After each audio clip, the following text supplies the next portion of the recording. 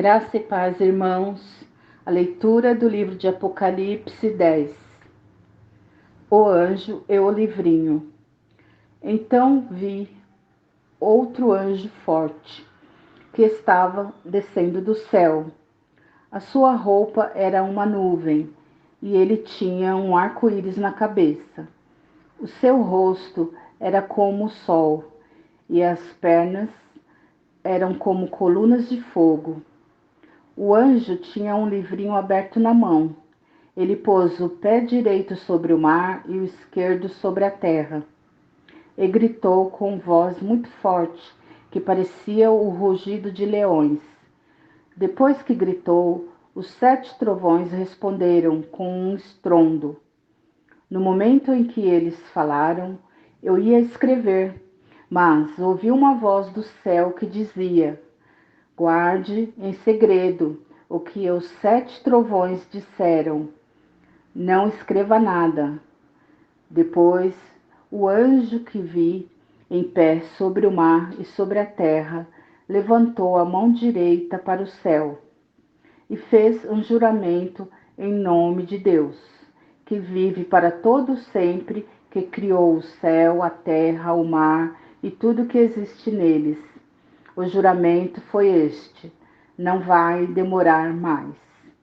Quando o 7º anjo tocar a trombeta, Deus cumprirá o seu plano secreto, como anunciou aos seus servos, os profetas.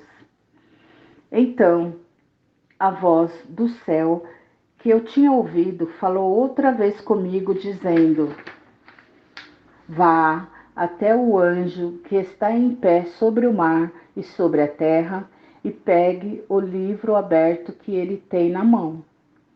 Eu fui e pedi ao anjo o livrinho, e ele me disse: pegue o livrinho e coma-o.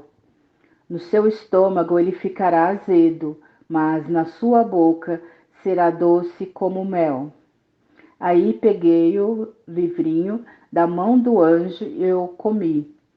E na minha boca ele era doce como mel, mas depois que eu o engoli, o meu estômago ficou azedo. Então me disseram: você precisa anunciar outra vez a mensagem de Deus a respeito de muitas nações, raças, línguas e reis. Apocalipse 11. As 2 testemunhas. Depois disso, recebi uma régua de medir. Parecia com um caniço. E me disseram: levante-se, tire as medidas do templo de Deus e do altar e conte as pessoas que estão adorando no templo. Porém, não tire as medidas do pátio exterior do templo, pois esse pátio foi dado aos pagãos, que pisarão a cidade santa durante 42 meses. Eu enviarei as minhas 2 testemunhas, vestidas com roupa feita de pano grosseiro, e elas anunciarão a mensagem de Deus durante 1260 dias. As 2 testemunhas são as 2 oliveiras e os 2 candelabros que estão em pé diante do Senhor do mundo inteiro. Se os seus inimigos tentam maltratá-las, sai fogo da boca dessas 2 testemunhas e acabam com eles. Assim, quem quiser maltratá-las precisa ser morto. Elas têm autoridade para fechar o céu, a fim de que não chova durante o tempo em que anunciam a mensagem de Deus. Têm autoridade também sobre as águas, para que virem sangue. Têm autoridade ainda para ferir a terra com todo tipo de pragas, quantas vezes quiserem. Quando as 2 testemunhas acabarem de anunciar a sua mensagem, o monstro que vem do abismo lutará contra elas. Ele vencerá e as matará, e os seus corpos ficarão na rua principal da grande cidade, onde o Senhor deles foi crucificado. O nome simbólico daquela cidade é Sodoma ou Egito. Durante 3 dias e meio, os povos de todas as nações, tribos, línguas e raças olharão para esses dois corpos e não deixarão que sejam sepultados. Os povos da terra ficarão felizes com a morte dessas duas testemunhas. Vão comemorar e mandar presentes uns aos outros, porque esses dois profetas trouxeram muito sofrimento para a humanidade. Mas depois desses 3 dias e meio, um sopro de vida veio de Deus e entrou neles, e eles se levantaram. E todas as pessoas que os viram ficarão com um medo terrível. Aí os dois profetas ouviram uma voz forte que vinha do céu e lhes dizia: subam aqui. Enquanto os seus inimigos olhavam, os dois profetas subiram ao céu numa nuvem. Naquele momento houve um violento terremoto. A 10ª parte da cidade foi destruída e morreram 7.000 pessoas. As outras ficaram com muito medo e louvaram a grandeza do Deus do céu. O segundo ai já passou, mas olhem, o terceiro ai virá logo. A 7ª trombeta. Então o 7º anjo tocou a sua trombeta, e houve no céu vozes fortes que diziam: o poder para governar o mundo pertence agora a Deus, que é o Senhor nosso, e ao Messias, que ele escolheu. E Deus reinará para todo sempre. Aí os 24 líderes que estavam sentados nos seus tronos diante de Deus ajoelharam-se, encostaram o rosto no chão e adoraram a Deus, dizendo: o Senhor Deus Todo-Poderoso, que és e que eras, nós te damos graças porque tu tens usado o teu grande poder e começaste a reinar. Os pagãos estão muito furiosos, porque já chegou o momento de mostrares a tua ira e a hora de os mortos serem julgados. Chegou o momento de recompensares os teus servos, os profetas, e todo o teu povo, e todos os que te temem, tanto os importantes como os humildes. Chegou o momento de destruíres os que matam pessoas na terra. Então se abriu o templo de Deus, que está no céu, e a arca da aliança foi vista lá dentro. E houve relâmpagos, estrondos, trovões, um terremoto e uma forte chuva de pedra.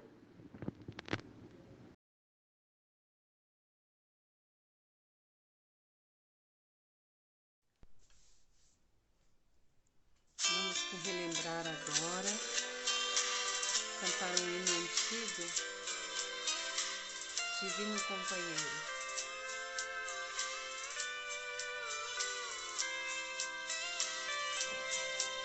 Divino companheiro no caminho, sua presença sinto logo ao transitar. Já dissipaste toda sombra, já tem luz, a luz bendita do amor. Fica, Senhor, já se faz tarde. Tens meu coração para pousar. Faz em mim morada eternamente. Senhor, fica, Senhor, meu Salvador. A sombra da noite se aproxima e nela o tentador vai chegar. Não me deixes só no caminho, Senhor, ajuda-me até chegar. Fica, Senhor, já se faz tarde. Eis meu coração para pousar.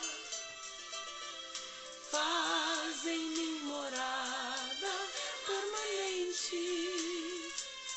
Fica, Senhor, meu Salvador.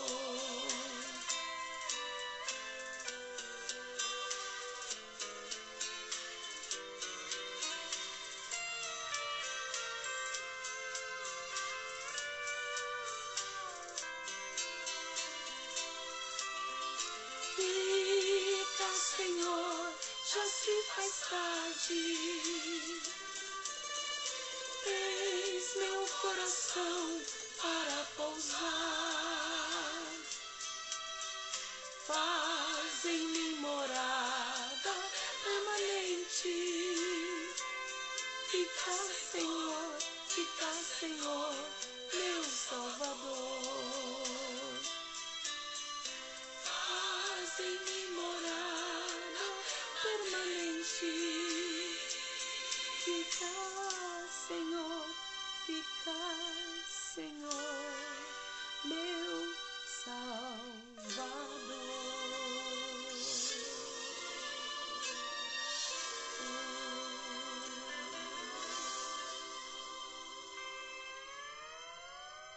Amém.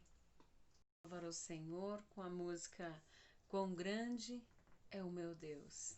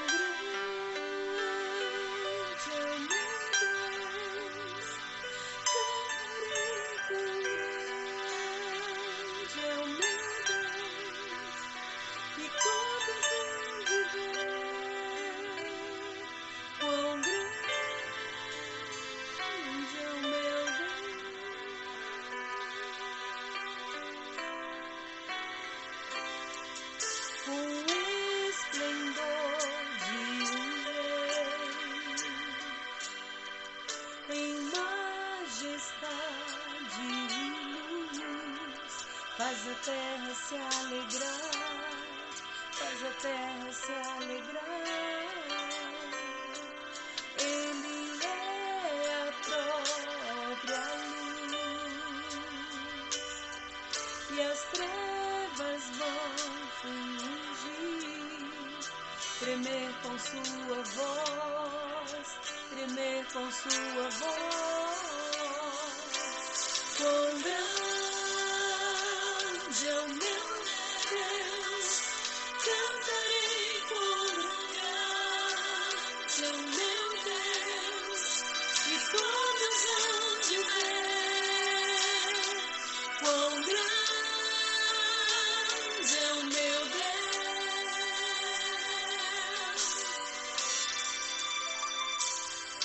Por gerações Ele é. O tempo está em tuas mãos, o começo e o fim, o começo e o fim, que se formam em um. Filho, Espírito e Pai, Cordeiro e Leão, Cordeiro e Leão.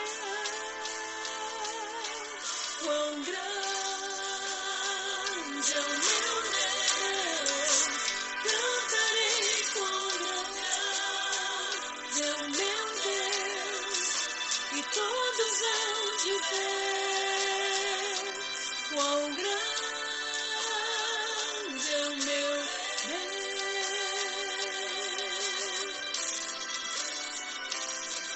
Sobre todo nome seu, tu és digno do louvor. Eu cantarei quão grande é o meu Deus.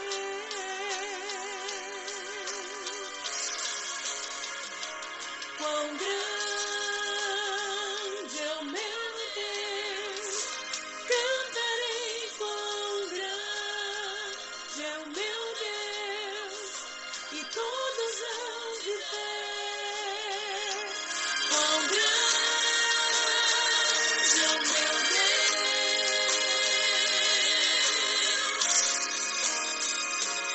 quão grande é o meu Deus. Cantarei quão grande é o meu Deus, e todos hão de ver quão grande é o meu Deus, quão grande é o meu Deus. Cantarei quão grande é o meu Deus, e todos hão de ver quão grande é o meu Deus,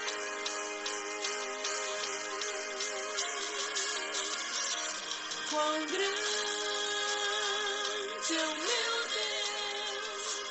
Cantarei quão grande é o meu Deus, e todos hão de ver quão grande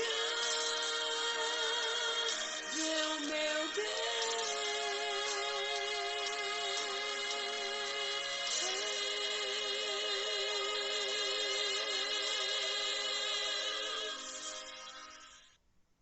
Vamos continuar louvando ao Senhor com o hino Quão Formoso És.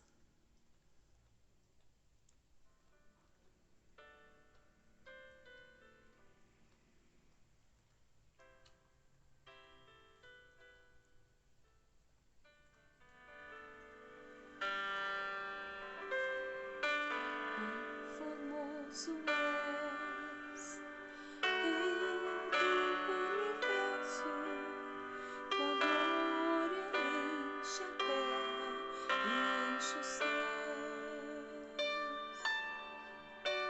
Tua glória enche a terra, tua glória enche o céu, tua glória enche minha vida, Senhor.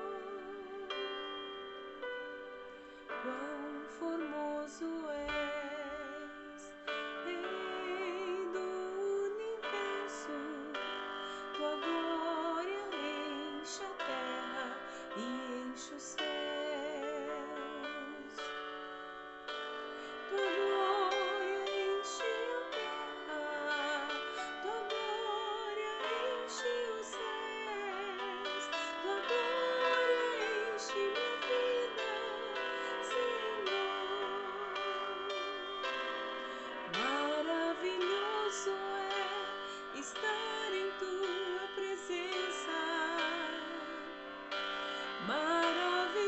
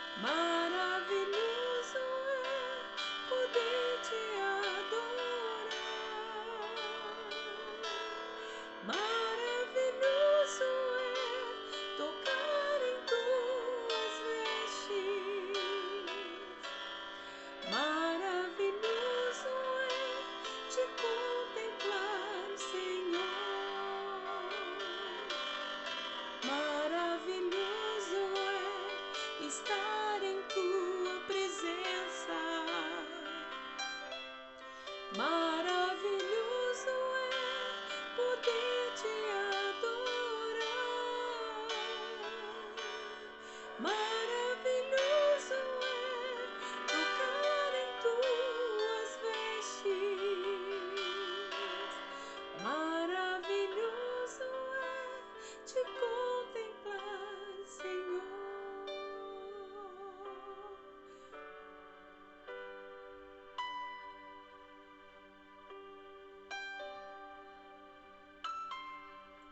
Maravilhoso é poder te adorar. Maravilhoso é tocar em tuas vestes. Maravilhoso é te contemplar, Senhor. Maravilhoso é te contemplar, Senhor.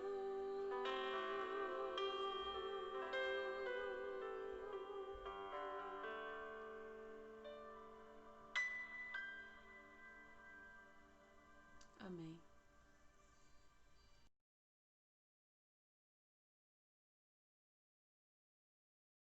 Graça e paz, irmãos. Iniciamos aqui, então, agora o capítulo 21, o último do Evangelho de João. Vamos expor do versículo 1 até o 5, se assim o Senhor permitir. E esse capítulo, ele é dividido em 3 partes. Nós temos aqui a primeira parte, que compreende do versículo 1 ao 14, que diz como Jesus se revelou a eles, os discípulos, quando estavam pescando. Encheu sua rede e então, de modo familiar, veio e comeu com eles o que eles tinham pescado.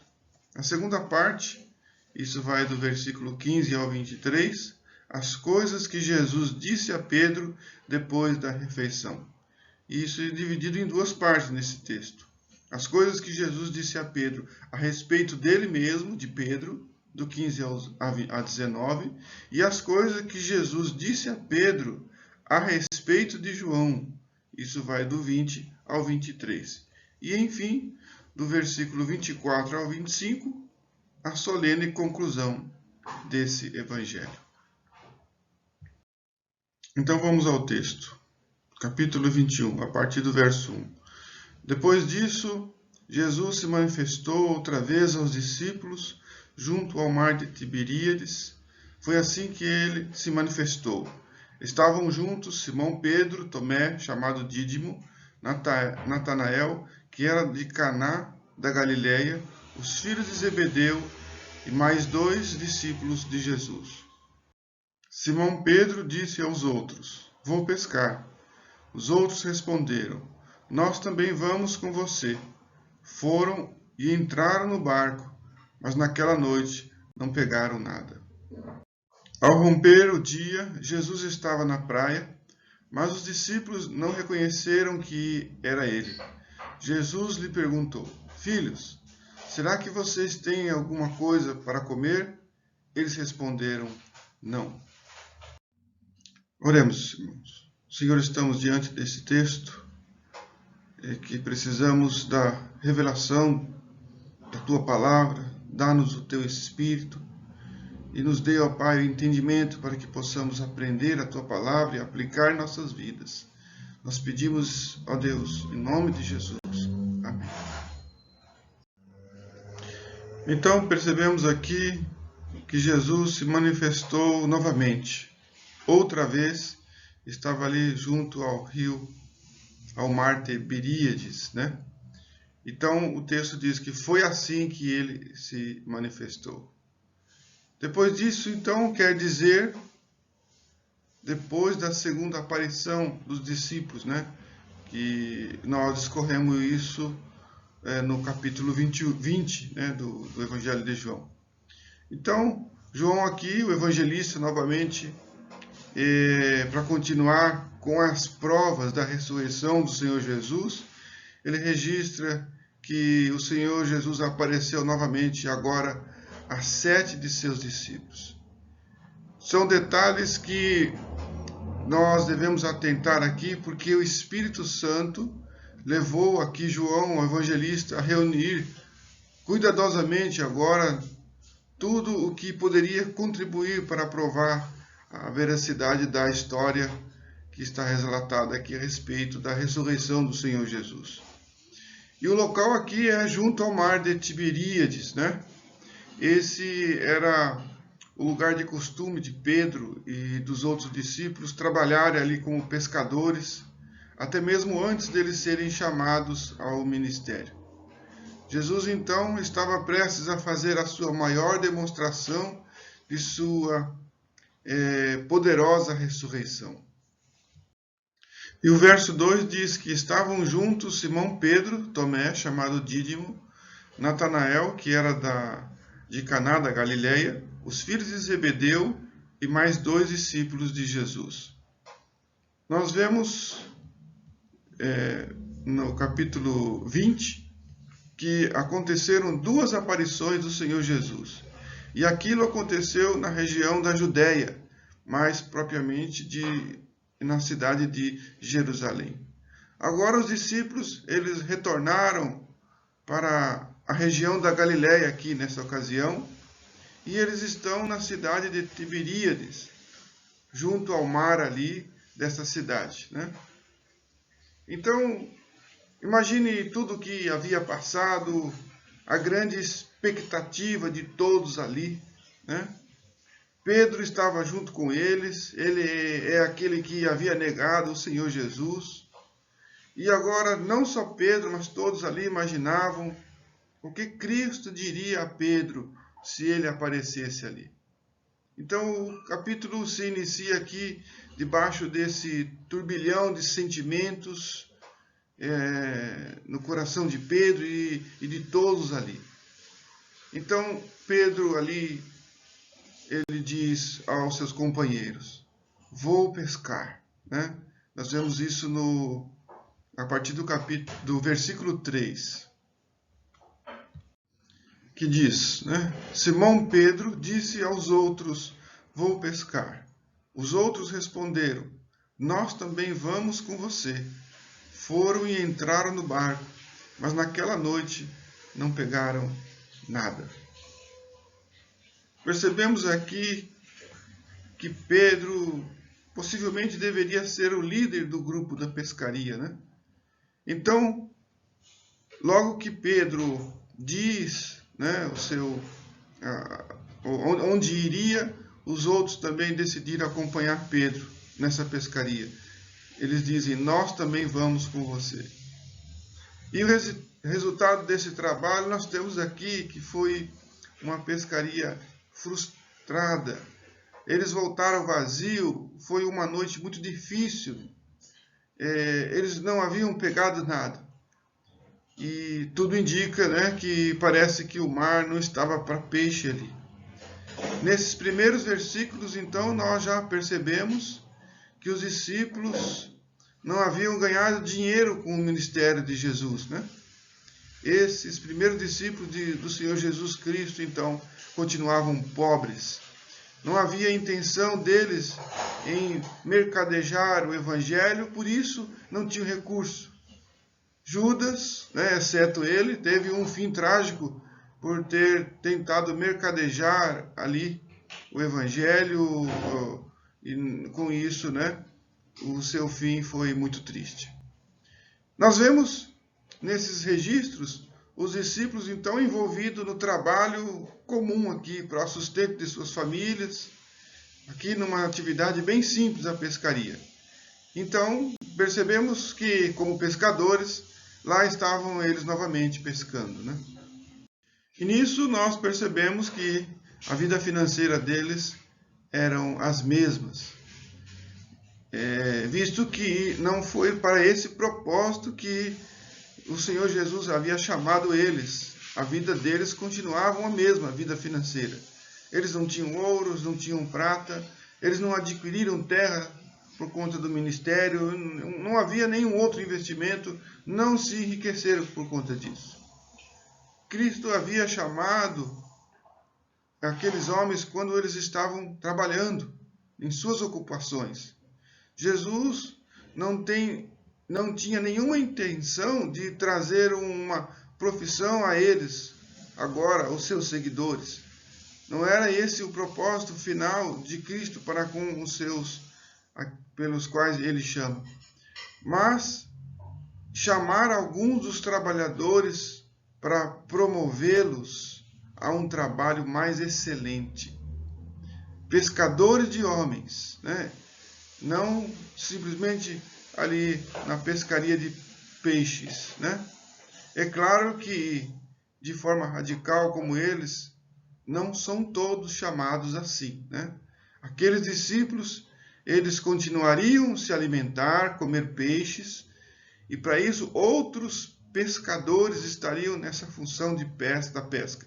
Eles precisariam ainda se alimentar, continuariam sendo homens comuns, né? Por isso, enquanto Deus não nos chamar para algo diferente, devemos continuar em nossas funções no trabalho do dia a dia. Se você é um sapateiro, faça o melhor sapato. Não explore ninguém e tenha o preço justo. Isso quer dizer, nem todos são chamados ao ministério da palavra, né? Como esses apóstolos que eram específicos, que precisariam ser missionários, ali implantariam igrejas, né? No entanto, sem desprezar o trabalho deles como pescadores, né? Nem mesmo outros trabalhos seculares, né?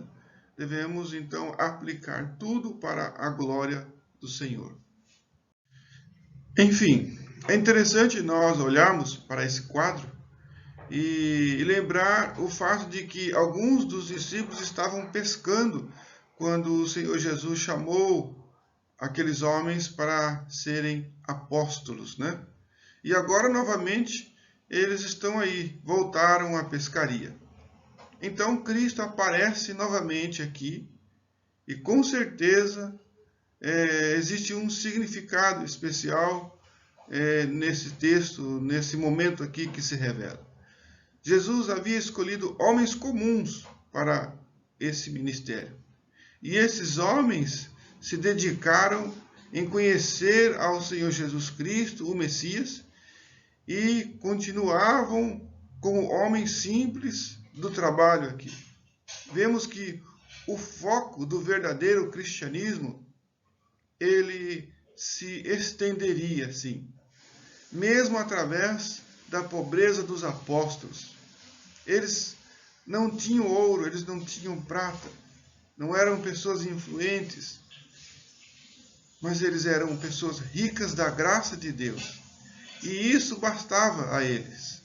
Eles já se sentiam enriquecidos. Aqueles eram homens esforçados. E nessa ocasião aqui mostra muito bem o quanto eram esforçados. Eles haviam passado a noite toda puxando ali as suas redes e sem nada apanhar. Cristo havia chamado aqueles homens para serem os principais fundadores da poderosa Igreja de Cristo. Todavia, eles estavam ali nos seus trabalhos seculares, na pescaria, de uma simples pescaria. Jesus chamou-os e neles a igreja fundamentaria, as doutrinas da igreja estaria fundamentada nos apóstolos, nesses daqui que o Senhor Jesus havia escolhido e separado. A verdadeira igreja, então, estaria a partir deles, né? Que apesar das perseguições, né, graças a Deus, ela tem se espalhado para o mundo todo.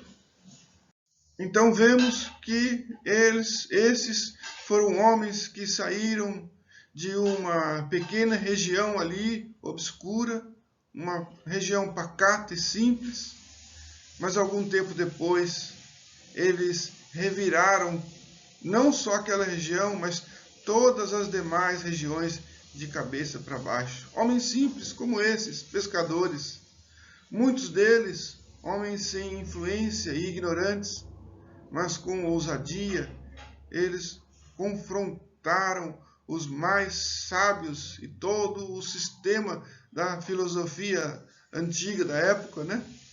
E os seus defensores, né, da época, eles foram silenciados por esses homens simples, porque eles pregaram sobre a cruz de Cristo, o Evangelho, e eles tiveram um bom professor, o Senhor Jesus. Deus usou aqueles homens para esvaziar os templos pagãos lá da cidade de Éfeso, de Atenas, de Roma, e converteram ali multidões, levaram estes ao conhecimento da verdadeira fé em Jesus Cristo, o Senhor. Então o texto nos revela que, se não fosse a intervenção divina do Senhor Jesus, tudo acabaria por ali mesmo. Eles voltariam nos seus trabalhos de pescaria e então todo o plano e o projeto de Jesus teria ido por água abaixo. Então, ao olhar aqui, nós percebemos no fracasso da pescaria daqueles homens que Jesus já estava trabalhando ali. Eles não poderiam voltar a esse ofício aqui novamente. As vidas daqueles homens estariam totalmente agora comprometidas com outro tipo de pescaria. Eles tinham sido chamados para serem pescadores de homens. Nós não sabemos se a pescaria era apenas ali um passatempo ou por necessidade, é o que mais possa ser, né? Ou se eles estavam desanimados, então de repente pensaram em voltar ao passado ali e ir numa pescaria para tranquilizar as suas mentes, retornar ali à antiga profissão, né? E de repente também pensaram que devia ser a única opção. Nós não sabemos ao certo porque eles realmente tinham ido pescar. Inúmeras opções, né, nós colocamos ali, ou até mesmo eles tenham se sentido reprovados por terem abandonado o Senhor Jesus ali na hora mais crítica, né? Talvez eles tenham pensado que isso, o fato de eles terem abandonado o Senhor nos momentos mais difíceis, tenha sido ali um teste que se sentiram reprovados, né? Que não eram adequados para continuarem sendo apóstolos. Não sabemos a resposta, né, segura para essas perguntas, mas o texto aqui nos traz o quadro de que eles deveriam romper com o passado e o caminho deveria ser dali para frente. Não deveriam voltar, né, às antigas atribuições ali. Mas o que parecia ali, né, ser apenas uma mera atitude humana, essa pescaria, na realidade, tudo isso estava acontecendo porque eles estavam sendo usados por Deus para sentirem na pele, na reviravolta da frustração daquela pescaria, mais um sinal do poder de Deus, mais um sinal da ressurreição de Cristo, porque ele apareceria entre eles ali novamente. Eles foram entrar no barco, diz o texto, naquela noite, porém, eles não apanharam nada. Deus permitiu que eles trabalhassem durante a noite toda sem nenhum proveito. E aí então Jesus provará a veracidade do milagre ali. Será provado que estava prestes a revelar ali um poder de Deus ressurreto. Então o versículo 4 ali revela: ao romper o dia, Jesus estava na praia, mas os discípulos não reconheceram que era ele. Essa então é a terceira vez que o Senhor Jesus aparece. O Jesus ressurreto, né, aparece aqui novamente aos seus discípulos. Por isso, irmãos, foi ao romper do dia. Jesus estava na praia. Se ao romper do dia em nossas vidas o Senhor Jesus estiver presente, esse dia revelará grandes feitos pelo Senhor. Com certeza, esse dia haverá de ser um dia feliz. Ao romper do dia, que o Senhor esteja em nossas vidas. Mesmo que venhamos nadar e morrer na praia, né, como diz o ditado, ou em outras palavras, melhor dizendo, que não valeria a pena o esforço para a sobrevivência se no final a adversidade pôr tudo a perder. É isso que diz o ditado. Mas, mesmo assim, nós vemos aqui que com Jesus na praia, mesmo que venhamos morrer, tudo será diferente com a presença do Senhor Jesus Cristo. Haverá vida, haverá restauração. O Senhor nos vivificará, mesmo que mortos pelos nossos pecados e delitos, se o Senhor Jesus estiver em nossas vidas. Em tudo isso, então, percebemos que há o trabalhar de Deus, porque se Deus deixasse a prosperidade contínua em nossas vidas, com certeza nós esqueceríamos de sua assistência, do seu cuidado, e nos vangloriaríamos em nossos próprios esforços. Por isso, o Senhor Jesus, Deus trabalha dessa forma para que nós possamos sentir o quanto somos carentes e necessitados do Senhor. Por isso, então, precisamos ser gratos. Nós precisamos reconhecer realmente os cuidados de Deus em nossas vidas. E olha, não adianta nós buscarmos reconhecimento em nós mesmos, que nós não vamos encontrar. Para isso, nós precisamos do exercício da fé em Cristo, crer nele, aquele que é digno, aquele de onde vem todo o nosso sustento. Nele está todo o mérito das providências que de forma graciosa tem nos concedido. Nossa maior bênção é Ele mesmo, é o pastor, Ele que se manifestou. O Senhor é o nosso pastor, como diz o Salmo 23, Ele não nos faltará. Cristo se deu a conhecer ali aos discípulos. Ao romper o dia, Jesus estava na praia. Ele se manifestou, como nós já lemos ali, no versículo 1, que diz: depois disso, Jesus se manifestou outra vez aos discípulos junto ao mar de Tiberíades. Foi assim que ele se manifestou.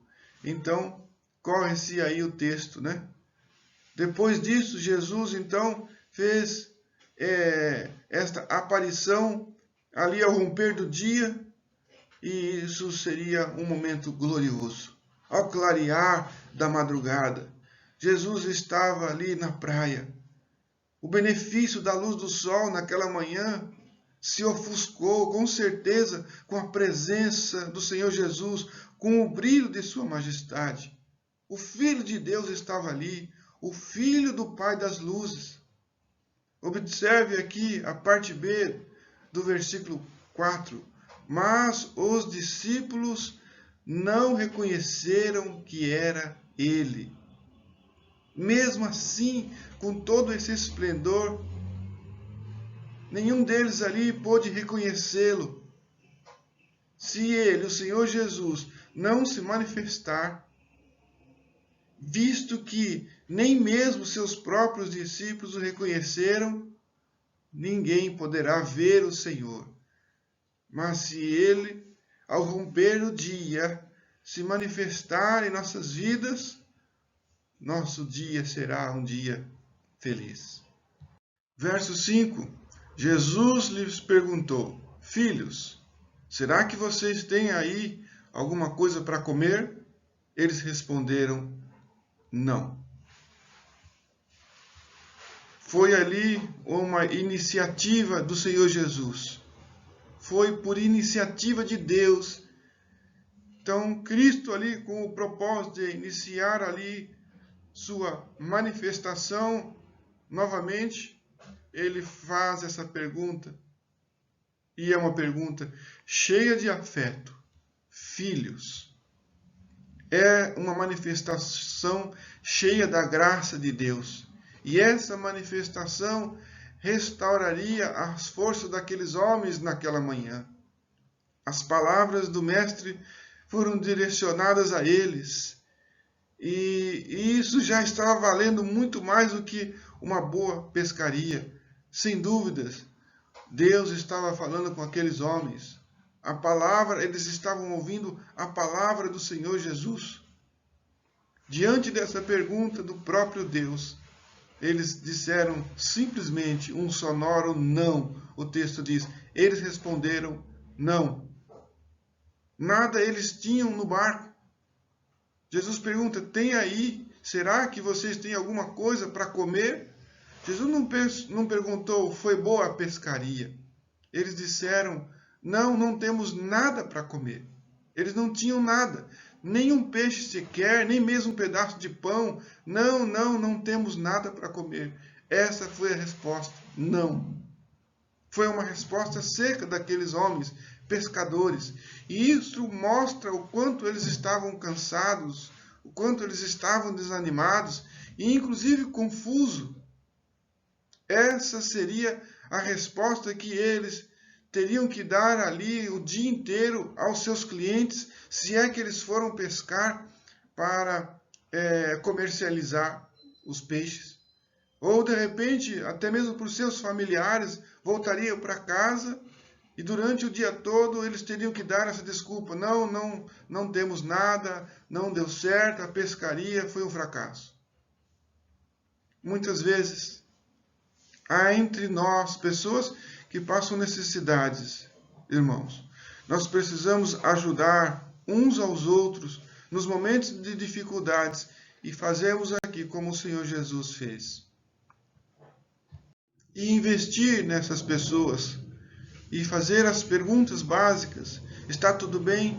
Alguém precisa de alguma coisa, de algum alimento físico ou de uma palavra de consolo, uma palavra de paz, uma palavra de ânimo, ou até mesmo um breve momento de diálogo, simplesmente.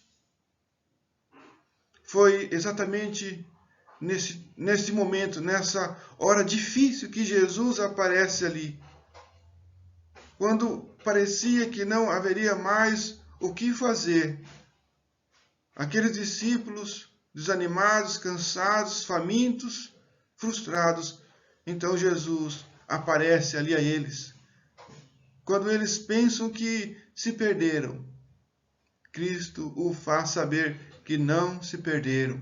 Jesus foi até ele. Somos salvos porque o Senhor Jesus vem até nós. É uma atitude de Deus, foi por iniciativa dele. Então nós podemos dizer que o choro pode durar uma noite, mas se Cristo vier, pela manhã a alegria estará lá. Em outra ocasião, o Senhor Jesus já havia ido até eles, andando até mesmo sobre as águas. Agora está num momento um pouco diferente. Só bastava eles descerem do barco e caminhar, não mais do que poucos 100 metros em terra firme, e estariam ali na presença do Senhor Jesus. Cristo nos chama em sua palavra, vinde a mim. Se nós ouvirmos a sua voz, se você ouve a voz do Senhor Jesus, não demore, vá até ele. Nem todos podem ouvir a voz de Deus, a voz do Senhor Jesus. Mas se você a ouve, quer dizer que ele te deu condições para isso. Glorifique a ele, porque você está recebendo um grande privilégio, há uma grande vantagem. Você pode ouvi-lo, então glorifique a Deus. Todos nós, o que estamos cansados, o que estamos sobrecarregados, se estamos com fome, ouçamos a voz do Senhor Jesus. E quando ele disser, tem alguma coisa para comer, diga a verdade. Não, Senhor. Não temos, nada temos. Só tu tens palavras de vida eterna. Inclusive, não temos nem mesmo para onde ir. A maioria de nós, os crentes, em parte, nós conhecemos o Senhor Jesus. Porque muitas vezes não o reconhecemos quando ele se aproxima de nós nos momentos difíceis. Parece que os problemas nos deixam cegos. Nós achamos que são apenas as circunstâncias que nos levaram às nossas adversidades, que no final do dia a dia qualquer um poderia estar na praia de nossas aflições, menos o Senhor. Não, o Senhor estará lá. Jesus estará lá, sim, Ele estará.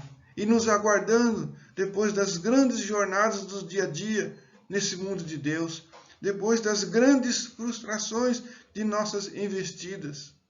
Muitas vezes o Senhor nos fala através de sua palavra, na leitura das Escrituras, ou até mesmo na pregação na igreja, ou até aqui por esta live. E a nossa resposta deverá ser sincera: não, Senhor, não temos nada, somos totalmente dependentes de Ti. Que nossas palavras elas possam realmente refletir nossas atitudes, de sermos realmente dependentes do Senhor. Isso porque nós achamos que quem está na praia é um cliente, ou achamos que alguém, ou até mesmo Deus, precisa de nós. Não, irmãos, Jesus está ali na praia, não é porque ele precisa dos discípulos, mas Jesus está ali porque os discípulos precisam dele. E disso precisamos entender, que nós precisamos dele, que não devemos tomar atitudes por nós mesmos, mas sim sempre orientadas pelo Senhor. Jesus veio ali buscar os seus. E é assim que o Senhor faz, porque ninguém busca a Deus, como diz a palavra em Romanos. Não há um justo sequer, mas o justo, o Senhor Jesus, veio para justificar pecadores que nele crê. Não há ninguém que faça o bem, né? Cristo é nossa herança, esse bem que nos foi dado gratuitamente através do sacrifício da cruz do Calvário será o nosso alento. Ele é o nosso bem, o provedor. Observe então que o Senhor Jesus Cristo está ali perto daqueles homens, dos seus discípulos, e é o que acontece frequentemente. Jesus está perto de cada um de nós, dos que cremos nele. Descubra isso hoje, para o seu próprio consolo, e descanse nele, no Senhor Jesus, que ele está perto de você. Ele é o seu Pai, ele é o nosso Pai, então nós poderemos ouvir sua voz, como disse aqui, filhos. Jesus perguntou a eles, filhos, amigos, vocês têm algo para comer? Como está a vossa despensa? Pegaram algum peixe? Não que Cristo pergunte isso, porque ele não saiba, mas ele nos leva ao diálogo para que haja comunicação. Como está então o seu coração? Deus pergunta. Ele sabe, mas ele quer que nós venhamos colocar diante de Deus, fazer conhecido diante dele todas as nossas necessidades. E isso nós devemos fazer com orações e súplicas, como diz a palavra de Deus, orando em todo o tempo. Filhos, será que vocês têm alguma coisa para comer aí? Esta pergunta é para o nosso próprio bem que Jesus faz. Por isso, como um Pai eterno, ele investiga ali o nosso dia a dia. Como é que estamos vivendo? Como está o nosso ser? E percebemos aqui a gentileza e a afeição do Senhor Jesus Cristo. E ela será sempre a mesma para com aqueles que o Pai lhe deu. Existe um cuidado de Jesus para contigo, meu irmão. Jesus se importa com cada um de nós. Afinal, o reino de Deus chegou até entre nós. Jesus sempre nos orienta: arrependei-vos e crede no Evangelho. Se falta a você alguma coisa, então coloque-se diante de Deus. E é quem está perguntando isso, é o próprio Deus. há tudo o que vocês precisam. Por isso, o Senhor Jesus diz em outra ocasião que nós não podemos estar ansiosos por coisa alguma. Ele cuida de nós. Nós pertencemos a Ele. Por isso somos seus filhos. Esses que creem no Senhor, aqueles que o Pai havia dado a Ele, ao Senhor Jesus. Vemos na primeira carta do apóstolo Paulo aos Coríntios, no capítulo 6 e versículo 13, o seguinte: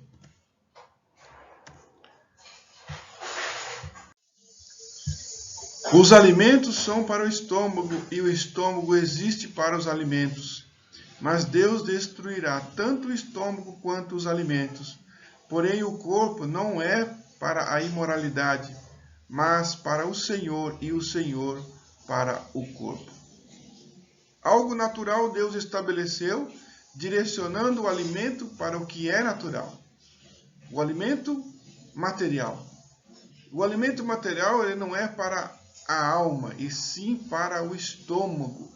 E vice-versa, o estômago para ser alimentado.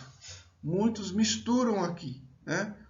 Numa coisa só, material com espiritual. O alimento dado por Deus tem um propósito de sustentar apenas o corpo. E o corpo não existe para um fim em si mesmo. Para isso, essa advertência aqui. Nós devemos tomar cuidado com a imoralidade, a vaidade do corpo. Porque o corpo ele existe para a glória de Deus e não para a glória do homem. É o que a indústria da moda prega. Se é bonito, é para se mostrar. Está contrário às Escrituras. Não. O corpo é para o Senhor e o Senhor para o corpo, diz o texto. Então nós temos um compromisso com Deus. Nós precisamos cuidar de nosso corpo também. Deus se importa com isso. Nós precisamos alimentar o nosso corpo de forma sadia. Não só, claro que alimentar o nosso físico, mas principalmente alimentar a nossa alma, o espiritual. Nosso ser, nós pertencemos a Ele. Nossa alma precisa desse pão, dele, do pão que desceu do céu.